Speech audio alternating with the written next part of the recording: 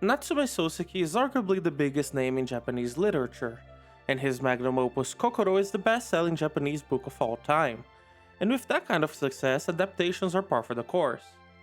Kokoro has been adapted into movies, live-action series, manga, and even into anime.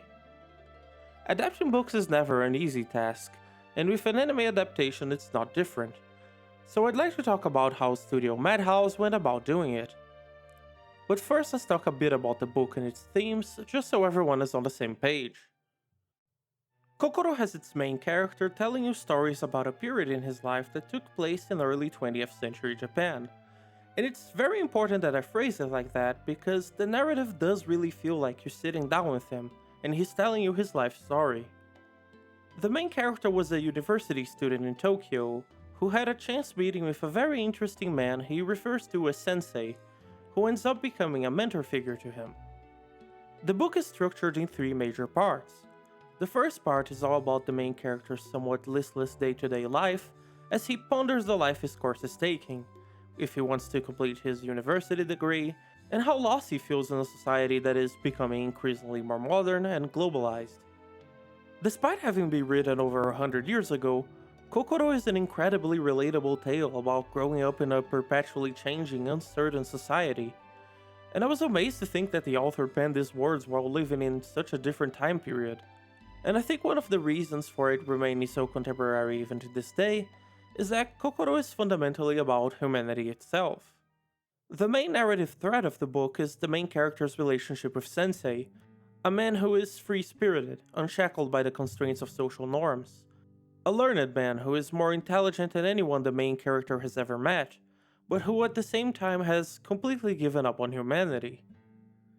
Something grave has happened to Sensei in the past, something so terrible that it calls him to give up on people, to the point where he lives as a recluse, holed up in his house along with his wife, who is also unaware of what could have happened to him that made him this way. The main character talks to Sensei more and more as the story progresses, his admiration turning into curiosity, his curiosity starting to become a bit of an obsession, as he tries to learn as much as he can from this mysterious man, and struggles to pierce through the veil of secrecy he hides behind, to find out how he became the man he is. While that mystery keeps you glued to the book, it doesn't weigh down the narrative. Quite on the contrary, Kokoro is a rather easy read. The events related in the book have this fleeting quality to them. The words draw you in as if gazing upon an old, bittersweet memory. Each exchange between Sensei and the main character, no matter how seemingly trivial, ends up being very important to building up Sensei's character, to develop the intrigue around him, sometimes in ways that will not become clear in your first time reading through the book. The second part of the book has the main character going back home to his father who has become severely ill, and whose death is inevitably approaching. Even when separated from Sensei, the main character's fixation with him and their relationship remains at the foreground of the narrative, as after having learned so much from Sensei, the protagonist can't help but to see his father as a simpleton, a man who has never questioned the world around him, a man who has never studied or sought more than to maintain his quiet life on the countryside. Callous as it is, the main character's youthful folly is another relatable aspect of the narrative. He is a modern man, a man from an age he perceives to be more learned and enlightened than the one that came before, and who seeks to escape his small town, his family's contrived customs that he views as old-fashioned, the shadow of the generation that shaped society into what it became. There's more than that to part 2, but for the sake of brevity let's get on to part 3 and the main topic of this video. Contrary to parts 1 and 2, part 3 is narrated from Sensei's point of view. Part 2 ends with the main character receiving a lengthy letter from Sensei, a letter relating his past in detail, lifting the veil he had hid behind all this time, and it's this very letter that you're reading in part 3. Suitably, part 3's narrative structure changes. You're no longer listening to the main character tell you events from his youth, you are now reading Sensei's letter, and if the main character's tale sounded like summer memories, Sensei's letter reads like a criminal's deathbed confessions. This man who had been so secretive, who has shielded himself from the world, bares his heart, exposing what happened in his past that was so terrible that he turned his back on humanity itself. The narrative becomes more direct. It's no longer clouded by rose tinted glasses and viewed through the lens of hindsight. This is a man who has decided to put all that he is into paper. And it's this part that is portrayed in this video's main topic, the anime adaptation. In 2009, Studio Madhouse released a project called the Aoi Bungaku series. In its 12 episodes, it features anime adaptations of some of Japan's most famous literary works of all time. For example, Dazai's No Longer Human was adapted here in 4 episodes, while Kokoro received 2 of them. And for Kokoro's adaptation, they decided to adapt part 3 only. To me, this is not very surprising. Parts 1 and 2 have this almost dreamy, ethereal feeling to them that is very difficult to translate to a visual medium. Not impossible. Manga and film adaptations of Kokoro have done so, but considering how they were going for short-form anime, I think adapting part 3 was a good call, with its more direct and structured storytelling. Besides, it's the book's climax. But before we talk about it, it's important to make a couple of things about the book clear. First, the title. Kokoro directly translates to heart, but in Japanese it can also refer to the mind. For example, in English you would say you're reading someone's mind, while in Japanese they say kokoro o yomu, or literally reading your heart. But it refers to the abstract mind, to one's metaphorical heart, which is what the narrative is all about, people's hearts. Second, none of the characters in this book have names. You might have thought I was sandbagging and refusing to mention their names, but no. The book is written entirely in the first-person perspective, and in a very deliberate way to never need to mention anyone's name. The main character is just me or you when Sensei is writing. Sensei of course just means teacher, it's not actually his name. I feel like this was done very deliberately, because it helps to generalize the characters. It helps the reader to see any person in their place. You might find yourself being the main character, Sensei, Sensei's wife, or whoever else shows up in the narrative. In any case, it's a big part of the structure, and it also makes it really difficult to adapt in a way that doesn't become awkward. Some adaptations just give up and give the characters names, while others, like the anime we're discussing today, hold true to the book and are structured in a way where saying the people's names is never necessary. So let's talk a bit about part 3, and I'll do my best to avoid spoiling the book while doing so. Sensei was born into a wealthy family, but this wealth has always brought him great misfortune as the people around him and even relatives have always sought to take advantage of him. This has made him very wary of others from a young age. The bulk of part 3 takes place while Sensei is around the main character's age, studying in Tokyo. He lives in a boarding house with an old widow and her daughter, and shares a peaceful routine with them. Being cautious of people even back then, Sensei only has one friend, and the only character who gets close to having a proper name, a man he refers to as only K. K is not only a friend, but also a man Sensei admires. He is a man who, in his own way, has also abandoned society. He doesn't care for social norms, groups, or standing. He is fixated on what he calls the path, a self-imposed regimen where he trains his body and mind, learning from various different ideologies in search of bettering himself.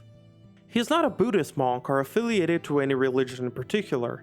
In fact, he is seen reading both Buddhist teachings and the Bible throughout the book. K is, and I'm sorry for making this reference this far into a serious video, kind of a Giga Chad, and he's also a catalyst for most of Sensei's problems. K might be Sensei's friend, but he also makes Sensei feel terribly inadequate. Sensei is seemingly an admirable young man, being enrolled into higher education. He's a well-learned modern man. His manners and disposition are considered very mature for his age. His looks are fair and slender, making for a conventionally attractive figure. He worries about things like his studies, finances, and the young lady he lives with, whom he has become attracted to. And on the other hand, here's his friend, K, a man who cares not for formal education, for the expectations of his parents or those of society. A man dedicated to learning on his own terms, to explore philosophies far and wide. His body is muscular, he's tall, his clothes are ragged and uncared for. Worries like love and money don't even faze him. He remains stoic when posed with issues that plague the modern man, as if he were old Japan personified, a relic of an earlier age paradoxically stuck in the present. And it only gets worse when Kei starts living with Sensei in the boarding house, and the young lady shows signs that she might be growing fond of him. Sensei's feelings toward his friend grow ever more bitter, and this friction between them forms the central conflict behind Part 3. What happens between them, how the conflict is resolved, what happens that changes the man Sensei is forever? Well, I'm not going to tell you. You could pause the video and look it up, but trust me when I say that you will only be doing yourself a disservice, and that without the proper context of having read the book, the answers will only disappoint you in how simple they are. So, now that we're all caught up, let's talk about the anime adaptation. And you might think it would be difficult for me to do so since I'm adamant about not spoiling the book, but that won't be a problem because, well, surprise surprise, it's not really an adaptation. Sure, it takes place during the third part of the book, but it's actually a reimagining of the story rather than a direct adaptation. The events that happen differ from those in the book and instead focus on showing us two different new perspectives. First, let's talk a bit about casting. Sensei is voiced by Masato Sakai, who isn't a voice actor, but rather a regular one. I think he did a good job. You can kinda tell that he's not a typical anime voice actor since his performance is less pronounced than the other characters, but it works for Sensei, giving him a soothing voice that, even when angry, has an understated calmness to it. そうか。今日は用事があるんだったな。そういえば、お嬢さんも同じようなことを言っていたな。用事があると？ああ。何の用かね。It's also important to point out character design. In the book, we don't really get detailed descriptions of Sensei's looks, so the anime had to create something suitable. The character designs were done by Death Note's illustrator, Takeshi Obata. Sensei looks like a mix of L and Kira, with a sharp face and shadows perpetually hanging over his eyes, that betray the pessimistic thoughts that hide behind his polite facade. In my opinion, he's a bit too good looking compared to what I had imagined, but hey, differences like that are par for the course when it comes to book adaptations. While I do think his looks could be a bit more understated, it's understandable that they went with something a bit more expressive since anime is, well, you know, a visual medium. Still on the topic of casting, Kei is voiced by Rikia Koyama, and in my opinion this is nothing short of genius casting. Koyama is one of my favorite voice actors, and he fits the role of Kei so well that when I was watching and Kei spoke for the first time, I was disappointed in myself for not seeing it coming. 何が面白い？時間の無駄だ。女は何かを学ぼうとしているようには見えん。それは男と女は学ぶものが違うからだろう。同じだ。精神的に向上心のないやつはバカだ。相変わらずだな。Koyama gives Kei his signature deep voice that has a coldness to it that really accentuates the character's internal struggles. If Stoicism had a voice, it would be Koyama's, so it's really fitting. But Kei's character isn't limited to that. He has his own doubts and struggles, and Koyama also succeeds in that area of the performance, showing a deep anguish and existential dread filled with doubt that really works to show how Kei is, deep down, just human like the rest of us. As for Kei's design, I think it's perfect. He stands unnaturally tall, his hair and clothes unkempt, the sound of his geta pronounced with every step he takes, hard and unyielding as his own ideals. His face is strange, almost grotesque in shape, and it really differentiates him from the other characters. In the book, you'll never really get to know the real Kei, in the sense that you only get to experience his character through the lens of Sensei's biased narrative. So at least for me, I started to form this larger-than-life image of the man as I read. And while a bit comical and over-exaggerated, I feel like the design the anime gave him accurately portrays the same feeling, making his presence almost oppressive and certainly impossible to ignore. The first episode of the adaptation shows the story from Sensei's point of view, with him growing ever more bitter and jealous of his friend. Here, Sensei is portrayed in a more sympathetic light, more so than in the book, since there, Sensei really isn't too kind to himself. Here he's more of a righteous man whose kindness had him bring his friend into the lives of these two women, a friend who is now possibly harassing them and who Sensei has to deal with. K is portrayed in a far worse light in the first episode of the anime than he ever is in the book. He's cold and intolerant to views that don't align with his own, and he's rather merciless when it comes to Sensei, not holding back when giving him scathing critiques of his actions and privileges. When I first watched this adaptation, I was really off-put by this episode. When compared to the book, it takes this delicate narrative and simplifies it drastically by having K's position in the story be unambiguously antagonistic, which in turn makes it lose a lot of nuance. But episode 2 sheds some light on why they did it this way. Episode 2 retells the same events from episode 1, but this time from K's perspective.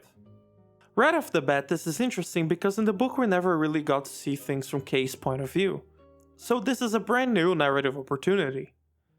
In this episode, K's humanity is far more evident. His silent and stoic facade hides an awkward man, whose path of dedications to study and philosophy have left him lacking in social development. Here, he is shown to be profoundly disturbed by the young lady, as he falls in love for the first time and doesn't know how to deal with it. Not only his feelings distract him from his studies, but the raw carnal feelings of lust that boil within him frustrate him deeply, as they directly oppose the path of stoic asceticism he set upon himself. He is frustrated by his own weakness, to have something so simple become such a large obstacle for his ultimate goals. On top of that, K is also shown to feel an immense sense of shame and guilt when it comes to Sensei. After all, he is a friend who trusts him and who gave him a great opportunity, and he believes that these feelings he is developing toward the young lady are a direct betrayal of his trust. In this episode, Sensei's character is turned upside down, as he is now shown to be a manipulative figure, always watching K from the sidelines as if to judge him at every step. And here's where I think Sakai's performance as Sensei really works, giving him this monotone, calculating air that is also slightly smug and self-righteous. Sensei's words are dripping with venom, as he uses his friend's insecurities and doubts as a knife to assail him. I think this different perspective is a highlight when it comes to this adaptation, as it's an interesting reinterpretation of the book's narrative, helping humanize and demystify K's character. The anime isn't a good substitute for the book, and I don't think it could ever be, which is why I'm glad it's a reinterpretation of the story rather than a direct adaptation. The story told in the book stands in the middle of the road when it comes to the two told in the anime, being more nuanced than either of them. In reality, neither K or Sensei are so outwardly evil, and the truth of the relationship is more complicated than it is shown here. But I think that's what makes this adaptation an interesting supplemental material to the book. Kind of a thought exercise on how things could have been. Of course, this only really works if you have read the book beforehand. I'm not sure what someone who hasn't read the book would think of this anime. I think it's certainly an intriguing story that, while not as complex as the books, uses anime's strengths as a visual medium to draw you into the narrative in a different way. The entire Aoi Bungaku series is meant as a homage to these classic works of literature, bringing modern artists to an entirely different medium to work on sharing these stories in a different way, and I think it succeeds in that aspect. If you have watched all the way into this point of the video, I assume you have either already read Kokoro, or at the very least gained some interest in reading it. If it's the latter, I urge you to give it a try. It's a fantastic book that blends in so many different questions about society, of the changing times, of the uncertainty the youth faces in the modern world, and of human relationships and how we seek to flee from solitude. And it's an incredibly insightful book with a terribly delicate, tender narrative.